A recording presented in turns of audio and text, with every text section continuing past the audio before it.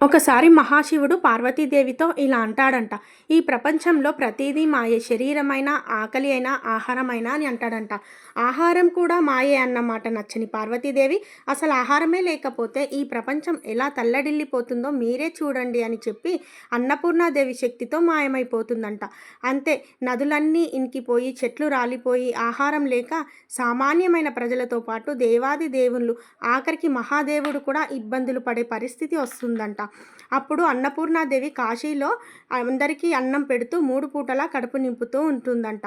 ఆకలి, ఆహారం మాయ కాదు అని తెలుసుకున్న మహాశివుడు కాశీకి వచ్చి పార్వతీదేవి ముందు ఒక పాత్ర పట్టుకొని నిల్చుంటాడంట. మహాశివుణ్ణి చూసిన పార్వతీదేవి చిన్నగా నవ్వి ఆయన కడుపు కూడా నింపుతుందంట. అందుకనే కాశీలో ఉన్న అన్నపూర్ణాదేవి ఆలయంలో ఒక చేతిలో పాత్ర పట్టుకుంటే ఇంకో చేత్తో వడ్డిస్తున్నట్టు ఉంటే, మహాదేవుడు ఆమె ముందు పాత్ర పట్టుకొని నిల్చొనుంటాడంట.